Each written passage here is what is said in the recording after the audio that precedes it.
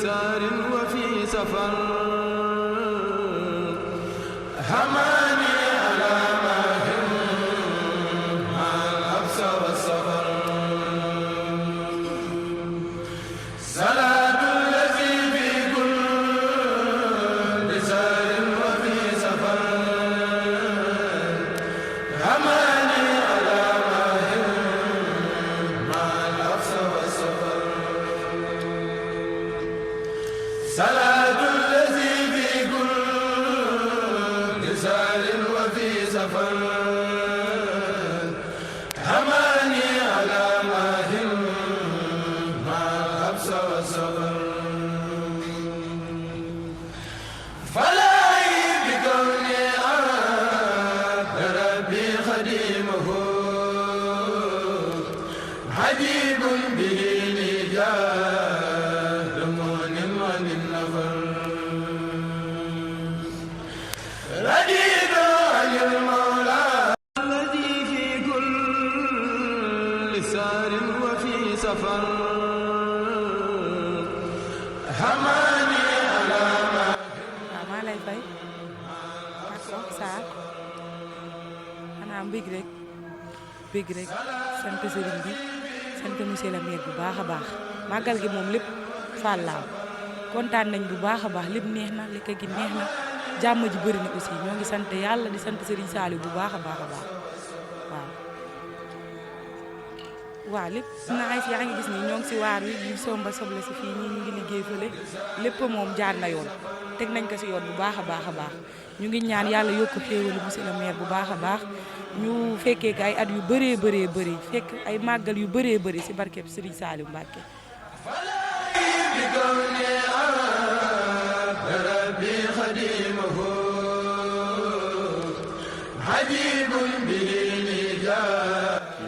nekk fi waañam moo leen nekk dal bi maa leen gërëm di gërëm waa Wakaam ñi ñëpp monsieur le maire nag mënuñu ko fay lu mu def nii am na fa tey taxoon buntu Pikine wala Padoa nga def feneen da ngay fay lu ëpp loolu te moom dafa def ngir yàlla tax ak jëm Serigne Touba ak Seera Fall dañ koy ñaanal yàlla na ko yàlla na fay chaque at mu def ba ay doom di ko defaral salaamaaleykum magal moom naay lekk naan sangu manqué moom dara manqué da ngay lekk bu suur da ngay naan lépp ngay dara manqué wul dara ak seen Touba fu ñuy dallu moom macha allah ñëpp a ngi ne la ñu amul problème quoi amul problème ñëpp a ngi dallu na léegi mot na lépp mot na barke Serigne Touba ñu koy bàyyi yàlla bàyyi ko Serigne Touba rek ak Seera Fall bu mu gëm barke Serigne Touba waaw maa ngi sant Baye waaw magal bi de ñu ngi koy dund rek waaw sant Serigne Touba bu baax a baax ñu ngi sant Serigne Touba bu baax waaw ñu ngi sant kilifa gi tamit sant kilifa gi waaw lu leen bis indi fi mbooloo bi ba dëgg yàlla kenn amu fi benn jafe-jafe ba fa dëgg yàlla moom ñu ngi koy bàyyi Serigne Touba Xaadimu Rasuul ñu ngi sant bu baax a baax ñu ngi sant bu baax di leen sant leen tam seen télé bi ñu ngi di sant bu baax parce que lii yombul fu nit ne ngeen fekk ko fu ab waa Wakaam ne ngeen fekk ko loolu ak sant la ko sant la li ngeen ci bëgg yàlla nañ ko Serigne Touba defal di sant nag kilifa gi moom ñu ngi koy sant bu baax a baax parce que lii dafa jafe quoi ñun moom si ginnaawam lañ ne mais daf ñuy jàngal ak taalibe daf ñu wax ak taalibe nii ngay tax comprendre ñun moom li ñuy gis si moom dañuy gën a yokk ak taalibe war nañu ne taalibe nii la war a doxee wax dëgg yàlla ñu koy sant bu baax di sant ñëpp di sant seen télé bi sant ñëpp seen directeur bi ñëpp moom sama waay gi dégg kàddu ñaax waaw ñu jàppoo booloo rek xam nga àddina moom ñu booloo parce que borom bés bi moom booloo la wax waaw ñun ñëpp war nañ mën a séq jàmm waaw séq jàmm bu baax a baax parce que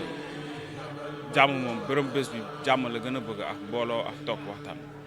àddina kenn warul réeroo kenn ñëpp dañ war a jàppoo booloo xam nga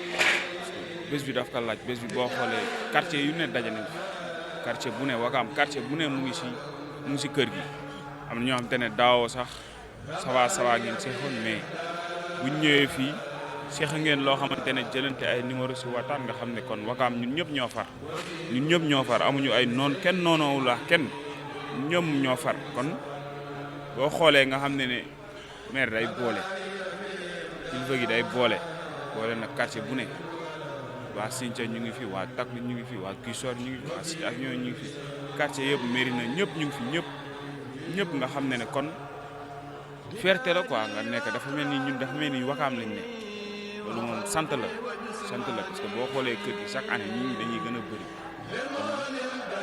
ñu ngi koy ñaanal daal ñu ngi koy ñaanal bu baax a baax fu dëgg yàlla.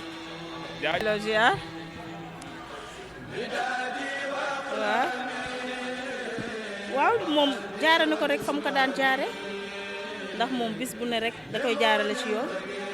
waxtuma laa bis Serigne Touba bi rek da koy jaarale chaque jour comme d'habitude ñuy sant te yoon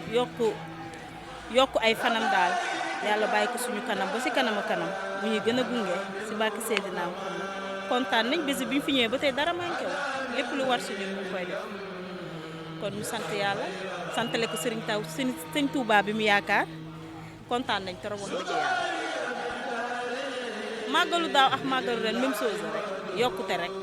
moom bu ci yokkul du ci wàññi dëgg yàlla màggalu daaw ak màggalu ren mu ngi mel ni benn la ndax yokkute rek la ciy def bu defoon tey fukki nag bii di ñëw 20 nag lay def moom noonu lay dundee màggal kon ñu sant suñu borom waaw ñu góorgóor rek tey topp ci tànkaam ndax moom yaakaar naa ne ndaw bu ci topp ci tànkaam doo juum kon nañ topp ci ay tànkam di wéyee ay ndigalam rek ndax moom ngëneel la suñu borom moo ñu ko wàcceel mu doon ngëneel ci ñun lu bari ñun xam nañ ne ngëneel la suñu waaw. billahi mina shaytaani rajim bismillahi rahmaani rahim rabbi sahli sadri wa yassir li amri wahlul uqdatan min lisaani yafqahu qawli. ñu ngi nuyu mbokku jullit di nuyu mbokku taalibe yëpp di nuyu rawatina waa Wakaam ñoo xamante ne da ngeen fi ñëw tey yéen waa Wakaam TV télé Wakaam la mooy suñu télé ngeen ñëw seet suñu kër monsieur le maire moom defu ko sax këram daf ko def jël dalwaay bi jagle la ko waa Wakaam tey ku fi ñëw di nga xam ne fii yaa ngi nekkoo Cité Avion nekkoo Guy Sor nekkoo feneen Wakaam nga ñëw waa Wakaam ñëpp a fi daje di jëfe selon nu ñu waxee màggal bi borom màggal bi nu mu waxee nañuy nu mu diglee màggal bi boo ñëwee fii di nga ko fi fekk c'est au rendez-vous d'ici ñu ngi jàng kaamil yeeg ñu ngi bernde ñu ngi def la nga xamante ne tey dëppoo na ak lu màggal bi santaane te tamit ñu si gërëm monsieur le maire parce que doolee jël ndox la jël na def il a mis tous les moyens qu'il faut surtout tamit màggal bi bu ñu xoolee lenn rek ci am solo c'est l'aspect social joxe ay bernde def ay consultation tey ji boo xoolee taax yu wër koñ bi yëpp ñu ngi ñëw fii ñii di faju ñii di dindi seen bëñ ñeneen leneen ak leneen mais loolu yëpp xeetu cant la bu baax a baax di ko ci ñaanal yàlla na yàlla xeeb dolli lu mu namm yàlla na ko Serigne Touba faye parce que defalu ko boppam Serigne Touba la defal parce que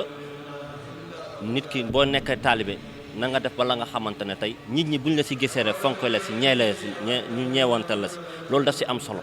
parce que ku nekkax li nga gëm sa pas-pas waaye moom il a opté à être mouride te loolu lañ ko fekk see loolu lañ ko xamee te mouride bu ñu naw la mouride ba nga xamante ne tey ji ku ko gis di nga xam ne kii taalibe dëgg moo nekk ci moom loolu moo am solo ci nekk taalibe te aussi ñu ngi gërëm ñoo nga xamante ne tey ay collaborateurs am lañ ñi ñee ngi daw avec leur moyen ñëw di ko ci feelu ñi jëndi seen i nag ñi jëndi ak leneen loolu yëpp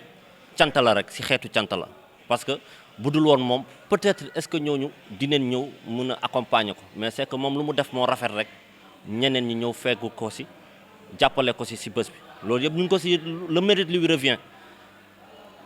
nit ki li nga jiw loolu rek ngay am tey ñu bu jiwoon lu bon bu ngeen ñëwee lu bon nga fi fekk comme ñëw ngeen ñun gis nañ lu baax ci moom mënuñu lu dul aligné wu ci lu baaxaay bu muy def di ko ci ñaanal yàlla màggal bi lu mu ci sóobu wala lu doon ci yéene lu mu ci soxla yàlla na ko ci yàlla defal ci barki borom bés bi am na ko mën na lu ko raw di ko ñaanalaat aussi ñun ay responsable am ay militant am moom moo xam lu mu bëgg dans l'aspect politique yàlla na ko ci yàlla jàppale parce que Serigne Touba moo waxal boppam du suñuy wax man sama mbir amul tànku ginnaaw tànku kanam rek a ci am waaw wasalaam yal na yàlla def ñu am tànki kanam ñun ñëpp ku fi waaye ñëw bu dee aajo bi nga fi indi yal na ko yàlla saafara si barke alxuraan Wakaam tamit yal na si yàlla def jàmm yàlla def fa sutura def fa xewal yan bu mu responsabilité bu mboolam nit ki mën na am foofu na yàlla na doon lu woyof si mu oyof lool ci moom si barke alxuraan si barke màggal gi asalaamaaleykum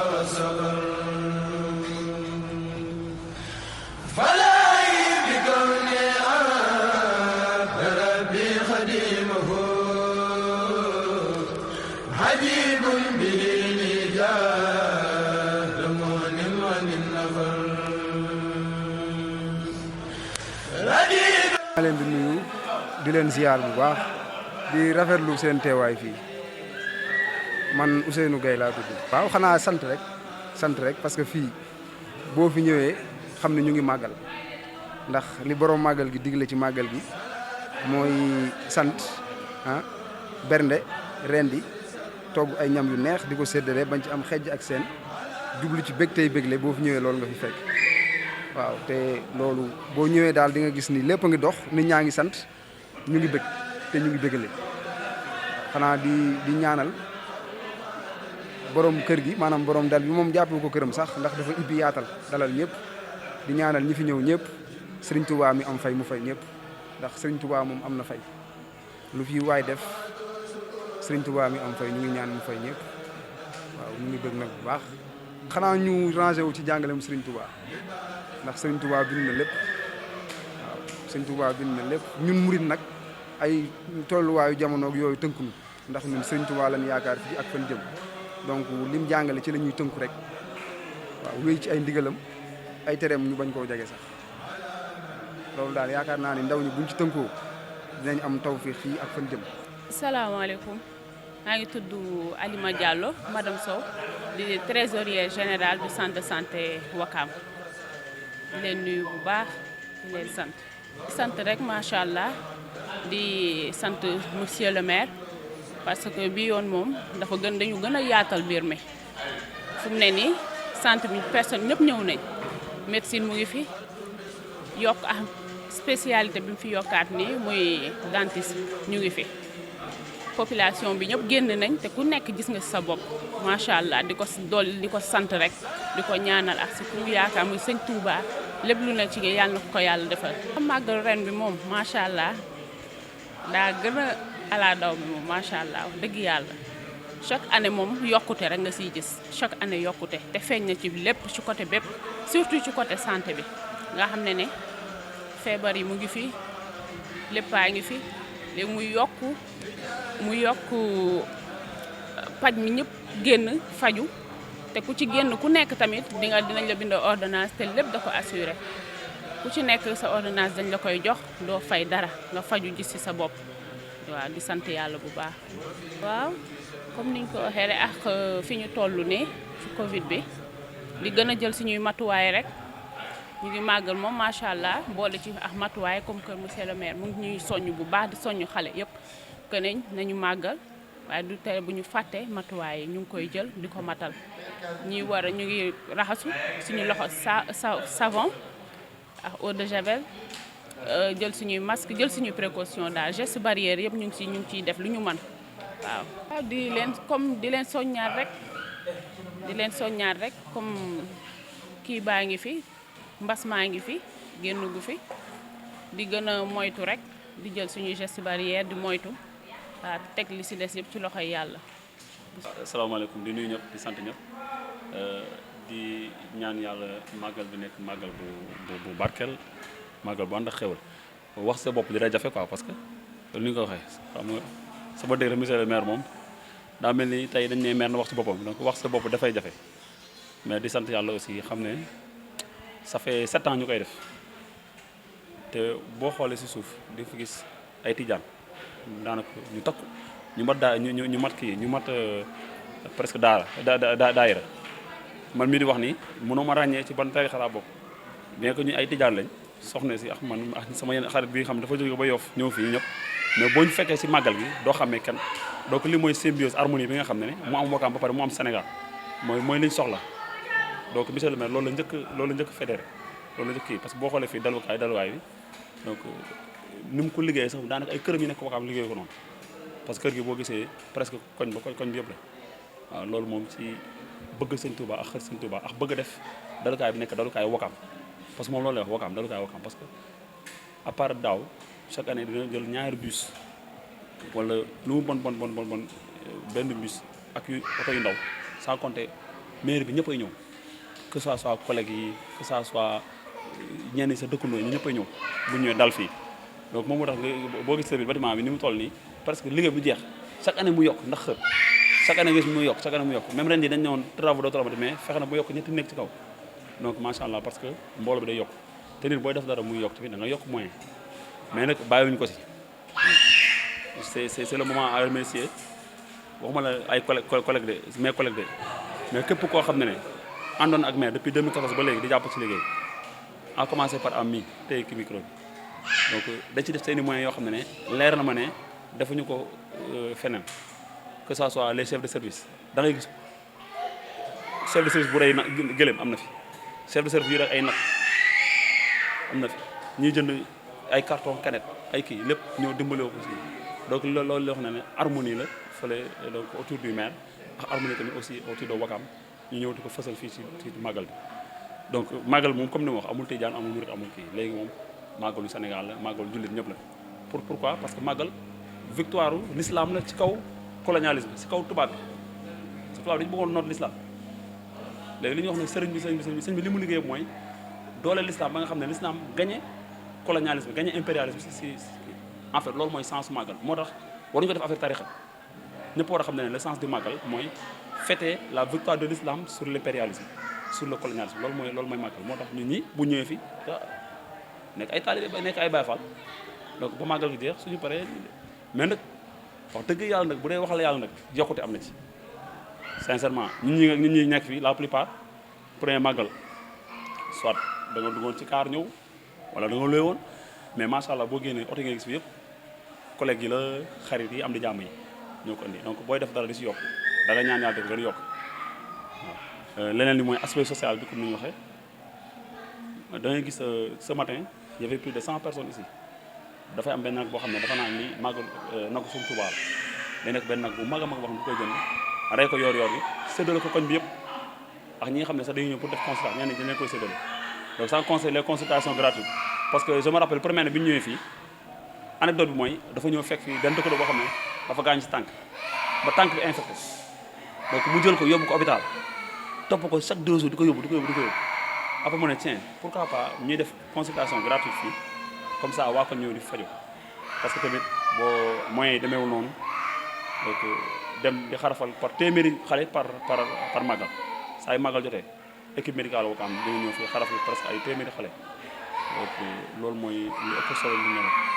naam du bëri bu ñu ko mën a waxtaanee mu di élection yooyu jëm ñu ngi jëm ci élection yi nekk ci ginnaaw bu dee boo xam naam ci élection yi di ñëw ñu ngi laam ndax day postulam bi bu fekkoon am na kàddu gi ñi lay seetaan nañ lay waaw man de bu doon sama sago day postulé waat bu doon sama sago day postulé waat man ñaan naa ko moom mu def au minimum ay 2-3 mandats après parce que moo tax contexte bi Wakaam toll ñëpp xam nañ ne moom nekkoon na fi xam am fu mu yóbboon Wakaam mu dem am fu Wakaam taxaw wala dellu mu ñëwaat ñu gis fii Wakaam kii waat donc te mën naa ne ñun ñi nekk ci ginnaawam yëpp ñuy formé yëpp xam nañ ne am na lu des loo xam ne mën na ko def lu bëri loo xam ne dinañ si jàng ba pare njëriñu Wakaam la parce que yow nekk ak parti au pouvoir bi ñu jël mairie bi nekk ak ville de Dakar ce qui est très difficile parce que ville de Dakar mooy accompagner ils ont un budget de plus de 40 milliards actuellement mu ngi ba 60 milliards ñoom ñooy accompagner communes yi mais ñoom ñan la ñu accompagner bu ñu xool waxee dëgg mooy communes yi leen favorable amul benn centimètre carré de pavage boo xam ne ville de Dakar def na ko si 7 ans yi à Wakaam donc état tamit mën nañ ne si fin bi la ñu commencé jàppale si Promoville ak PACASEN bi donc ce qui veut dire que durant ces 7 ans là il s'est battu corps et âme ak équipe bi mu àndal ak waa Wakaam yi ñu nangu ko tamit boo gis moo tax tey ñu song assainissement bi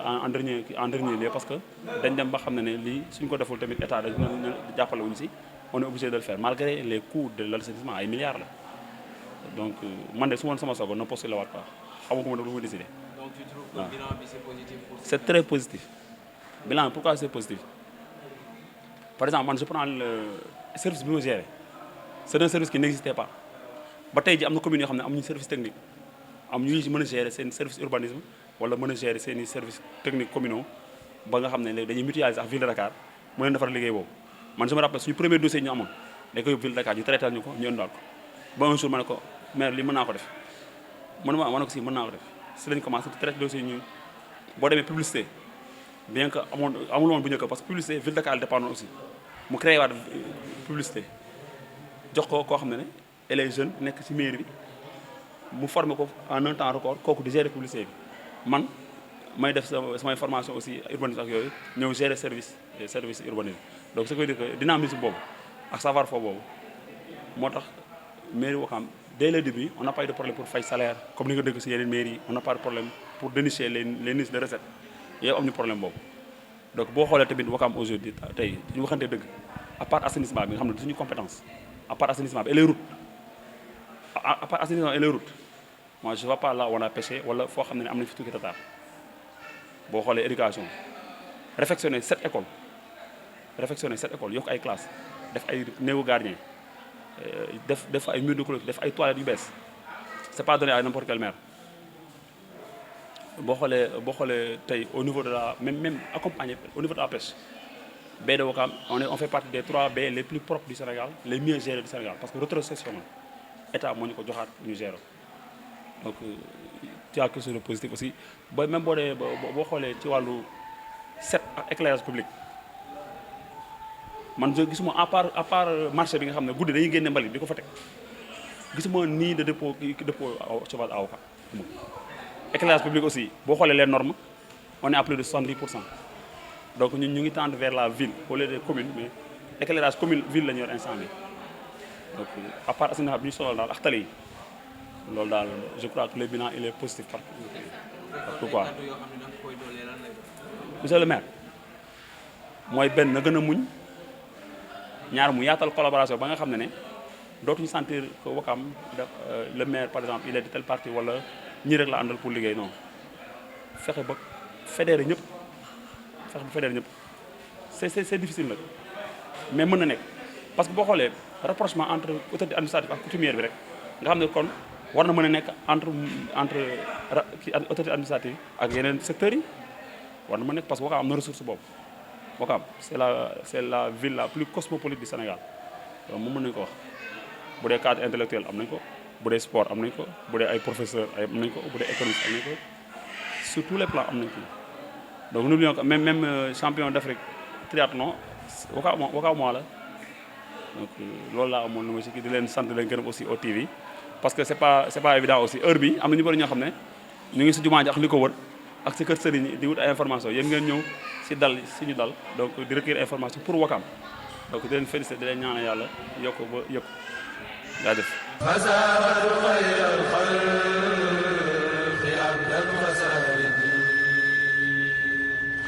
وكوني بها عبدا قديما له سهر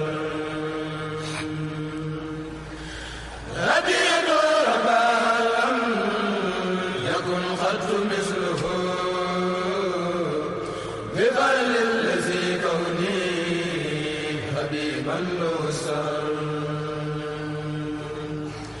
صلاة الذي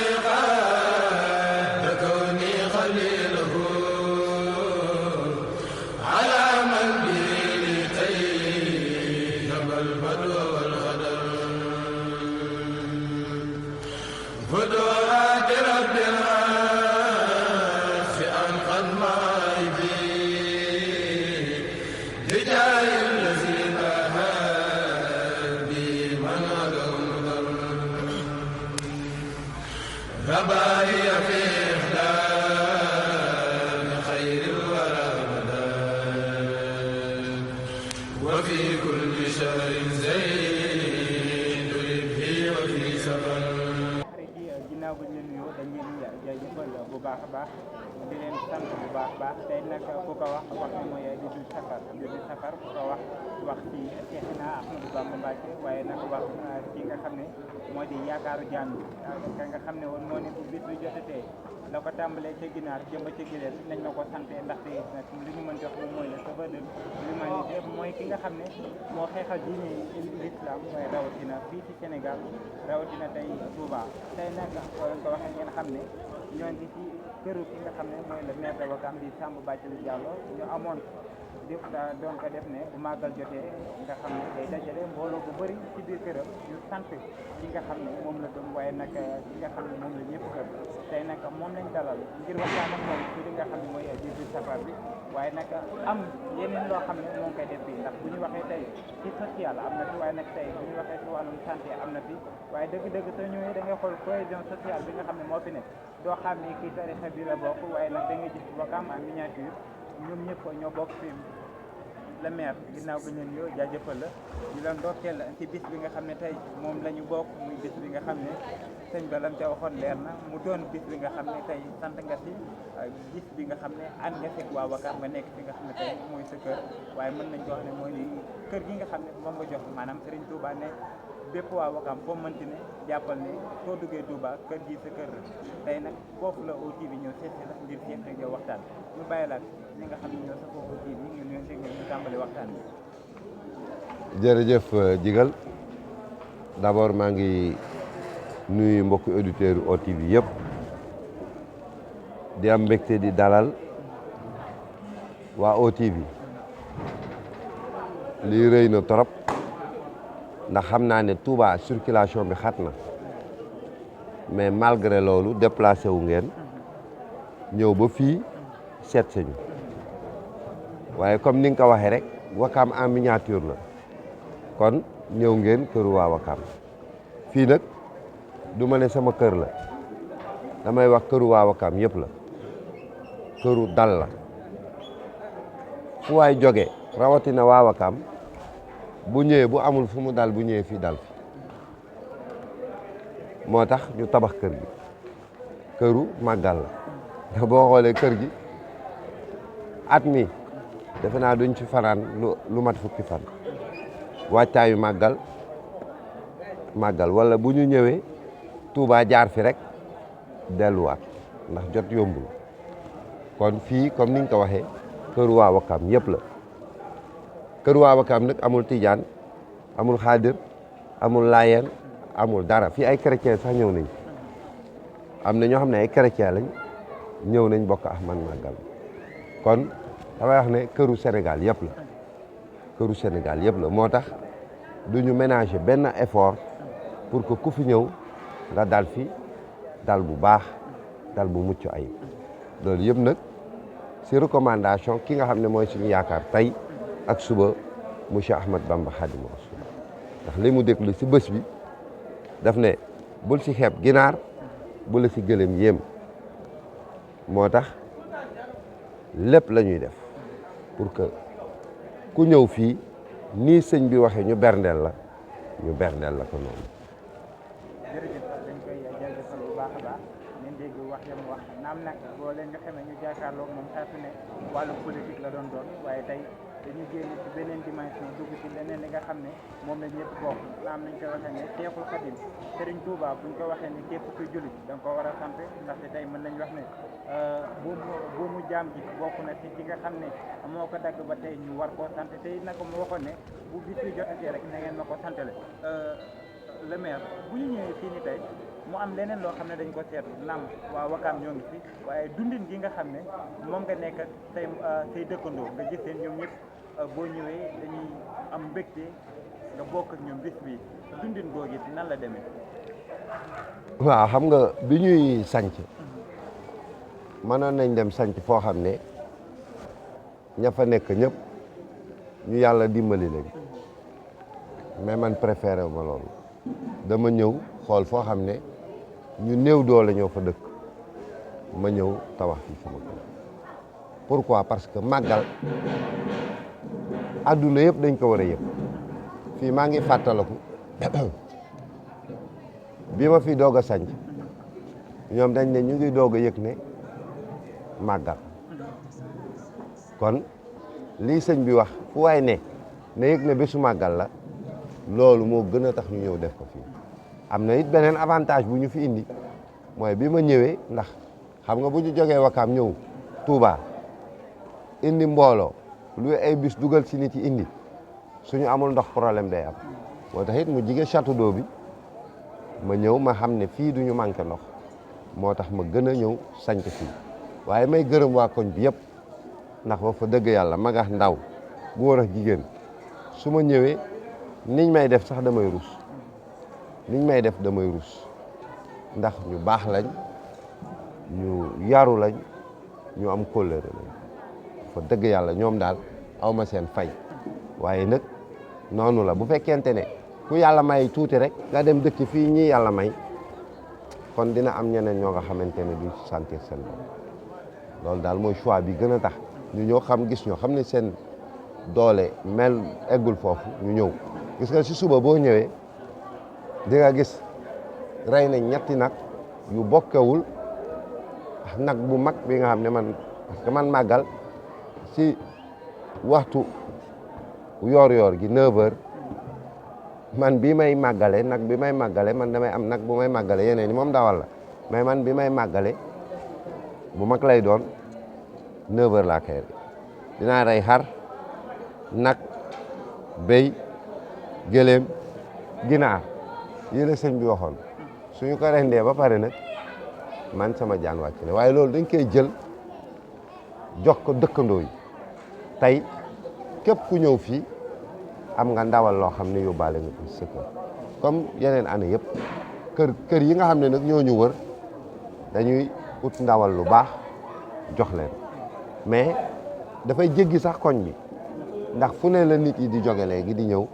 moo tax dañuy rey nag yu bari yoo xam ne nag yi soxlaaw ñu ko ndawal dañ koy jël jox ko nit yi pour que ñu màggale. jërëjëf maanaam yaa ngi tudd wàllum tey li nga xam ne mooy benn waaye bu ñu waxee dëgg-dëgg it nag bu ñu waxee sanc waxi dëgg dañuy wax li nga xam ne mooy wér-gu-yaram mën nañu wax ne ñun war nañ mën a def bilan bi naam ci sancaan bu njëkk ba seetlu woon nañ am ay xale yu fi nekkoon ñu leen doon xarafal ñu leen doon consulter waaye tey boo fi ñëwaatee da nga gis ne kër gi ci suuf lépp lañ jël ndax def naa bay laajte sànq ndax poste de santé la wala nan la demee ndax nga ma gis mbooloo bu bëri di fi ñëw lan moo taxit ci bis bi nga xam ne moom la ñuy sante yaakaaru jaam yi nga ne nag mënuñoo def leen te wér-gu-yaram bokk te ñu gis ci Wakaam lu mel ni centre de santé wala it naka bokk yeneen centre de santé yu fa ne boole seen i moyens ya fa nekk wala boole koom-koom ba fa nekk wala seen i jumtukaay ñëw andi ko fii ngir di consulter nit yi ci wàllum wér-gu-yaram lan moo taxit nga def mbébét boobu noonu. waaw xam nga màggal moom lépp la sëñ bi xéewal la wax bésu xéewal la mooy bésu mbégte murit yi lépp lu sëñ bi am si bés boobu la ko amee muy bés bi muy dem si géej gi kon bésu mbégte ñëpp di dajaloo fii dañ ci war a profiter dimbali ñi seen loxo jotul seen ginnaaw fii am na ñoo xam ne bu ñu consulter ren déwén la ñuy consulter waat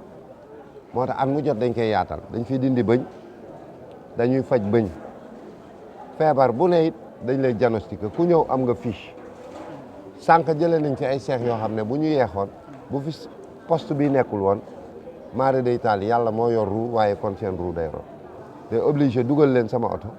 jubal directement ak ñoom hôpital Matlaboul Fawzeyni pour yeneen soins yi bi ñu demee alhamdulilah ñooñu ñibbise nañ léegi seen kër ndax dañ fattoon mais day du tere day am suivi am na ñoo xam ne fii buñ leen consulter gis ne dafa laaj seen pathologie dafa avancé dañ leen di defal fiche jox leen rendez-vous Wakaam bi ñu commencé fii ak léegi man naa bëri na nit yoo xam ne jóge nañ fii ñëw ñu defal leen ay opération ñi amoon ay kyste yeneen en tout cas yi nga xamante ne suñu structure de santé yi mën nañ ko jël foofu dañ leen di jox suivi am na ñoo xam ne rek duñ ñëw mais képp ku nangu ñëw dinañ la toppatoo ba nga am sa wér-gu-yaram bëri na ñoo xam ne tey am nañu seen retrouver nañ seen santé te fii la ñu defee première consultation yi ñoo eggale ko foofu bu dul loolu aussi ñun si suñu biir mbooloo boo ko déplacé lu ne ak coono voyage yi moo tax ñu bëri si ñun aussi bu ñëwee fii ku dara dal dañ lay jël hospitalisé mais man particulièrement may dugg si biir kër yi di génne nit yi ndax fii bari na ñoo xam ne bu ñu feebaree ay sunguf la ñuy naanax yi ay fas wala yooyu même bu dul màggal man su ma fi ñëwee ci kër yi laay dugg ku feebar dama lay jàpp yóbbu la hôpital pour que ñu xam ne hôpital pour faj la fii nag jàngoro yi bëri na trop am na ñuy traîner ñu am problème mu tension problème mu diabète problème yu bari bu ñu ñëwee fii si lañ koy doog a xam te kuñ ci jox rendez-vous ku ñu wax defal sa traitement soo ko deful boo moytul balaa ñoo dellu si waat nga wàccu liggéey parce que ay feebar yu sérieux la ñu fi détecté bu ñu ñëwee at mu jot bu ñuy dellu li ñuy consulter dina mat 300 ak 400 personnes nga xam ne ku fi ñëw ñoo lay faj ñoo lay jox ay garab bu laajee sax yenn yi ñooy génn xaalis jox la parce que am na cas yoo xam ne xëy na duñ ko mën a jël fii mais ñoo lay yóbbu hôpital daggal la ticket jënd say ordonnance bàyyi la nga dem ñibbi loolu yëpp pour dimbali waale askan wi. jërëjëf dañ koy jaajëfal baax a baax waaye ci beneen bi ma bi waroon nit la wax ko mooy li ma ne sànq ne Wakam en miniature moo ci nekk naam man étant journaliste bu ma ñëw damay gëm ne dëgg-dëgg maa ngi biir Wakam ndaxte mënumaa dox ñaari parti gisuma nit koo xam ne sama wóolëre la wala sama nit wala koo xam ne xamante ne loolu itam nan nga def ba réussir ko ba xam ne tey ñi dëkk Wakam majeure partie bi dañuy naan ñëpp kaay ñu dem kër le maire Samba Bathily Diallo ngir àndandoo moom sant bis bu mag bi nga xam ne moom la ñuy sant yaakaaru jaam yi. waaw xam nga man bi may tabax kër gi dama ne kër Serigne Touba la kër Serigne Touba bu waa Wakam yi kon dafa leeroon dama ne waa Wakam yi képp koo xam ne dafay ñëw war na mën a ñëw daal fii macha allah ku ñëw xaj nga fi ndax ku ñëw wax nañ dañ la wax bu la indaale dara boo ñëwee nañ la jox foo tëdd dañ la jox loo sàngoo soxlaawu nga indi sa mat la soxlaawu nga indi sax dara c'est lépp ñu jëlal la ko ba mu mat waaye damay profiter di sant sama xale yi ndax début bi metti woon na mais tey mën naa wax ne lépp ñoom ñoo koy def dañuy jënd ay nag di ma jox di jënd gëléem di ma jox di jënd ay xar di ma jox di jël seen xaalis di ma jox li ëpp si luy dem ci kër gi tey nekkatul sama poos ndax une rivalité saine la ñuy def mooy ku nekk yaa ngi góorgóorlu pour ñëw jàppale ma ci bés boobu moo tax dañuy louer ay bus pour que ñu dugal si ñii bëgg a ñëw te amuñu paas ñii bëgg a ñëw te amuñu paas yëpp dañ leen ciy dugal waaye xam nga ñii ñëw ren ñooy wax ñeneen ñii ñëw déwén ndax ñii ñëw ren ñooy wax ah dalu Bathily Diallo bi kat dal bu baax la loolu mooy tax ñeneen ñi aussi di ñëw et puis man ko ma gis dama lay invité yéen waa OTV sax su ma amoon lu ma gënal fii ngeen di dal bu ma amoon lu ma gënal boo leen ñëwee fii ngeen di dal nga xam ne dañ leen utal seen benn néeg boo xam ne yéen a ko moom comme médecin yi ni ñu amee seen néeg buñ moom et cetera ñoo yor seen caabi di tëj di tijji donc ñëpp xaj nañ fi at mu jot dañu yokk kër gi pour que ku ñëw rek vraiment nga nekk fi dans d'excellentes conditions. ndax dina facile booloo boobu yëpp nga xam ne maanaam kenn ku ne day wuteeg moroomam ngeen def le tout ba mën a canaliser ñëpp nga xam ne doo gis coow doo gis xiiroo ngaayoo loolu it ban liggéey ngeen ci def ba tey boo ñëwee da ngay gis ne ñëppay àndandoo doon tey bokk benn liggéey bi. waaw xam nga am na ñu nekk da ngay xam ñi mën a ànd nga boole leen boo demee ci kaw a kaw Baye Fall yi foofu lañ ne ñooy defar café gi ñooy def yenn liggéey yi ñoom ñu ngi ci kaw foofu lañ ne dañuy jël tamit parce que ay néeg yu mag lañ def bu ci nekk am toilette am ñii bokk dëkk par exemple man sama waa kër lew na dañu am foo xam ne ñoom foofu la ñuy ne waa kër Modou Gueye chauffeur bi dañu am fu ñuy ne ñeneen noonu dañuy xool à peu près ñii mën a ànda ñu jël ñooñu ñu boole leen noonu lañ koy def te ku ñëw fii tamit yaakaar naa ne di nga wàññi sa ni nga mel sa kër pour mën a ñëw ànd ak nit ñi ñu ngi ciy def suñu kéemtalaay kàttan yàlla mu ngi ñuy dimbali aussi amaguñu si benn réeroo si biir nit yi. mën ñu waxit nag màggal waxuñu dëgg-dëgg ab murit nan la war a màggale naam nag lu ñu wax ne wàllu maire bi tey dañ koy jël tegee ko ne wax en tant que Samba Bathily Diallo murit tey ci yoon bii nii tey nga gis ne ñëpp nekk ci dëgg-dëgg tey lan la ab murit wala képp koo xam ne di jullit la war a jàngee tey maanaam ci bis bi nga xam ne Seexul Xadiim moom la woowu képp kuy jullit ne ko ñëw leen ngeen àndandoo ñu sant ki nga xam ne moo jar a sant. waaw xam nga sëñ Touba moom waxul sax jullit yi rek dafa irham jamiyal wara kon bi muy ñaan dafa ñaanalaale sax ñii doonul jullit mbindee fi yàlla yëpp la ñaanal ñun ñu doon taalibeem man nag bi yàlla wëyee yonent bi wëy sëriñ Touba laa gëm mooy sama yaakaar fii mooy sama yaakaar fële lépp lu may am si barkeem laa koy am wolof nag dafay wax la muy saf ka ko macc rek moo ko xam loolu man la sama foi Serigne Touba la kon bu màggal gi jotee mu wax lii mooy bésam màggal kenn du ko def si benn fan da nga koy waajal da nga koy waajal at lañ koy waajal pour ku ñëw nga lekk ba suur naan ba màndi nii que sëriñ bi waxe xam nga sëñ Saliou da doon wax ne màggal bu jeexee ku màggal sa yaram war na ko yëg sa poos war na ko yëg boo màggalee ba màggal gi jeex sa yaram yëgu ko sa poos yëgu ko ah waxuma màggaloo de waaye màggal des na moo tax ñun màggal gi suñu yaram da koy yëg suñu poos da koy yëg ñoo man maay wëral sama bopp fu ne xool ndax ñëpp lekk nañ ndax ñëpp tëdd nañ tëraay bu baax ndax ñëpp liñ bëgg naan nañ ko parce que berne yi du fi jeex boo demee léegi ci gétt gi da ngay gis ne jur gi des na yàq nag baaxul dañuy def loo xam ne ñëpp danañ lekk ba suur danañ jox waa koñ bi yëpp seen ndawal aussi te buñ toggee dañuy tibb jox waa koñ bi yëpp kon man nii Cheikh Béthio def noonu laa bëgg di def sama man moo fa tollul mais bu fa toll woon li muy jiital ci gétt loolu laay jiital ci gétt te dañuy ñaan yàlla gëm nañ ne sëñ bi dinañu dimbali ba loolu ñu mën ko def ndax suñu mébét la tey bu doon sama sago bu may ñëw fii sax màggal si damay yeew nag yu bëri biir dëkk ba Wakaam ba nga xam ne ñi nga xam ne mënuñu màggal si ñu defal leen foofu ay waañ ñu màggal loolu nag suñu mébét la yàlla nañ ko yàlla may ba nga xamante ne loolu dinañ ko defee noonu ni ko sëñ bi bëgg xéewal lekk ba suur naan ba ci jamono yi 18 safar loolu it maanaam benn frontière la bu ñu ko waxee waxuñu ko ci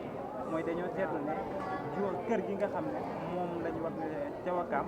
mooy kër Serigne Touba nga xam ne ci jamono 18 safar ñu gis ko nit yi nekk ci liggéey bi lu màggal gi xat-xat ñu gisee yow it nga nekk ci ànd ak sa ñoom naam ci 18 safar la ñu wax ci yoonu murit la ñu wax waaye taxawaay da nga ca am te digganteeg murit yi foofu noonu liggéey bi ngeen xam ne moom ngeen sax loolu it loo ñu ci mën a jox. waaw xam nga dañ am chance am kër Serigne Touba dañ am chance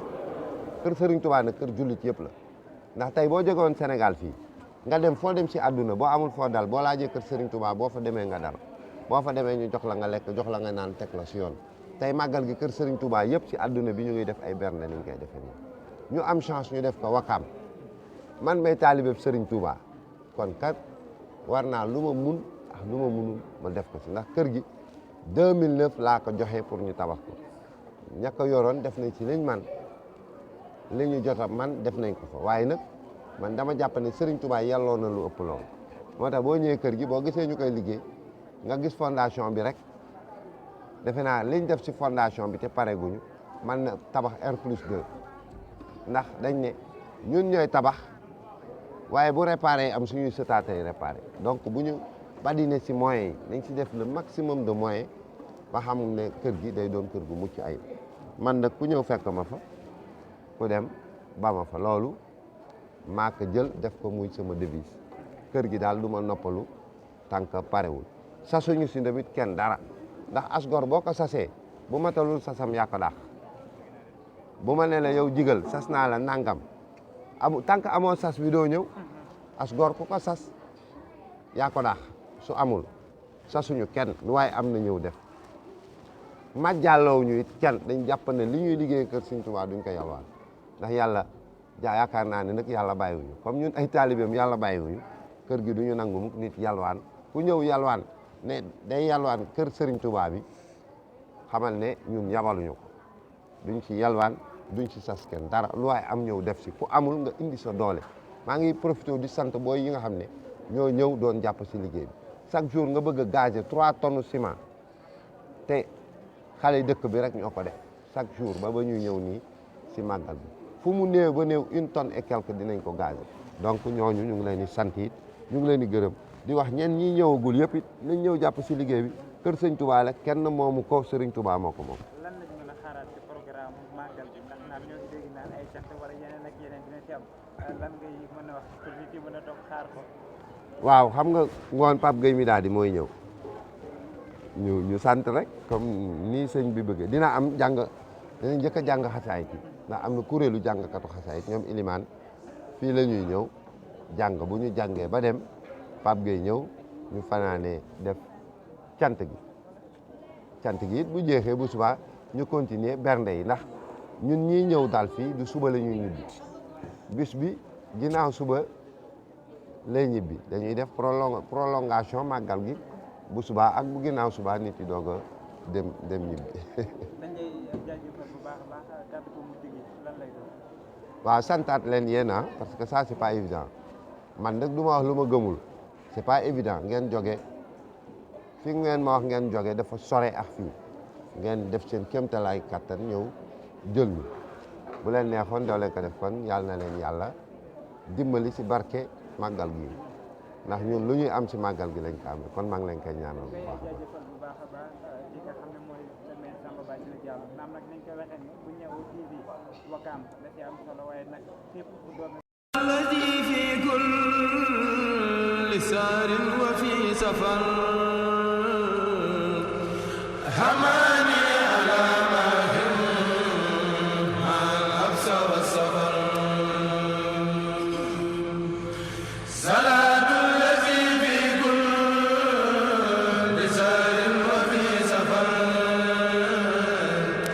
هماني على ماهر مع الحبس والسفر صلاة الذي في كل سار وفي سفر هماني على ماهر مع الحبس والسفر فلاهي بكوني عبد ربي خديمه عجيب به لي جاء